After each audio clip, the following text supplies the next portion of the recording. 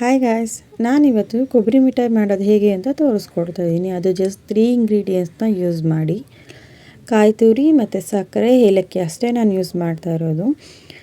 ಈಗ ಪ್ಯಾನ್ ಇಡ್ತಾ ಇದ್ದೀನಿ. ಪ್ಯಾನ್ಗೆ ನಾವು ಸಕ್ಕರೆ ತೊಗೊಳ್ಳೋಣ. ಸಕ್ಕರೆ ಕಾಯಿ ನಾವು ನೋಡ್ಕೊಂಡು ತೊಗೊಂಡ್ರೆ ಆಗುತ್ತೆ ಅಷ್ಟೇ, ಅಳತೆನೇ ಬೇಡ. ಇದಕ್ಕೆ ಮೆಷರ್ಮೆಂಟ್ ಅವಶ್ಯಕತೆ ಏನಿಲ್ಲ. ಸೊ ಈಗ ಸಕ್ಕರೆಗೆ ನಾವು ನೀರು ಆ್ಯಡ್ ಮಾಡ್ಕೊಳ್ಳೋಣ. ನೀರು ಸ್ವಲ್ಪ ತೊಗೊಳ್ಳೋಣ, ಯಾಕಂದರೆ ಸಕ್ಕರೆ ಕರಗಕ್ಕೆ ಎಷ್ಟು ಬೇಕು ಅಷ್ಟು ತೊಗೊಂಡ್ರೆ ಸಾಕು.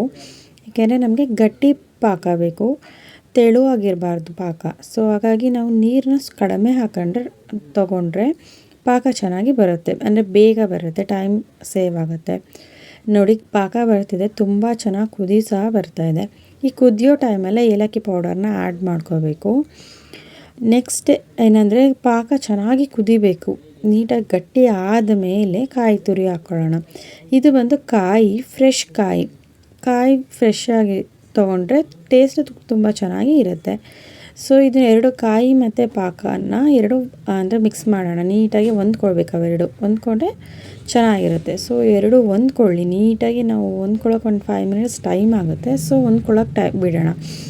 ನೆಕ್ಸ್ಟ್ ಪಕ್ಕದಲ್ಲಿ ನಾವು ಒಂದು ಪ್ಲೇಟ್ಗೆ ಅದನ್ನು ನಾವು ಯಾವುದ್ರಲ್ಲಿ ಸೆಟ್ ಮಾಡ್ತೀವೋ ಆ ಪ್ಲೇಟ್ಗೆ ಸ್ವಲ್ಪ ತುಪ್ಪ ಹಾಕ್ಬಿಟ್ಟು ಇಟ್ಟಿಡೋಣ. ಯಾಕಂದರೆ ಇದು ಆಗಿದ ತಕ್ಷಣ ನಾವು ಅದನ್ನು ಅಲ್ಲಿ ಸೆಟ್ ಮಾಡೋಣ. ನಾನು ಪಕ್ಕದಲ್ಲಿ ಆಲ್ರೆಡಿ ಇಟ್ಟಿರೋದ್ರಿಂದ ಈಗ ತೋರಿಸ್ತೀನಿ.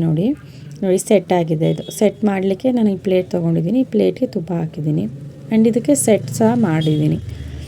ಇದಕ್ಕೆ ನಾವೇನು ಮಾಡೋಣ, ಕಟ್ಸಾಕೊಂಡ್ರೆ ನೆಕ್ಸ್ಟ್ ಈಸಿ ಆಗುತ್ತೆ. ಆಮೇಲೆ ಇದು ಬಂದು ಓವರ್ ನೈಟ್ ಕೋಲ್ಡ್ ಆದರೆ ತುಂಬ ಚೆನ್ನಾಗಿ ಪೀಸ್ ಬರುತ್ತೆ. ಬಟ್ ಏನಂದರೆ ಇನ್ಸ್ಟೆಂಟಾಗಿ ತೆಗಿಯೋಕೆ ಹೋದರೆ ಸ್ವಲ್ಪ ಮೆತ್ತಗಾಗುತ್ತೆ. ನಾನು ಹಾಕಿದ್ದೀನಿ. ಹಾಕಿದ್ಮೇಲೆ ರೆಸ್ಟ್ ಮಾಡಬೇಕು. ಅದು ಫುಲ್ ಕೋಲ್ಡ್ ಆಗಿ ಅದು ನೀಟಾಗಿ ಪೀಸ್ ಬರಬೇಕು. ಈಗ ನೋಡಿ, ಅಂದರೆ ನಾನು ಬೇಗನೆ ತೆಗ್ದಿರೋದ್ರಿಂದ ಪೀಸ್ ಬಂದಿದೆ, ಸ್ವಲ್ಪ ಅದರ ಮೆತ್ತಗೆ ಬಂದಿದೆ. ಸೊ ಇದನ್ನು ನೀಟಾಗಿ ಓವರ್ ನೈಟ್ ರೆಸ್ಟ್ ಮಾಡಿದ್ರೆ ಇನ್ನೂ ಚೆನ್ನಾಗಿ ಪೀಸ್ ಬರುತ್ತೆ.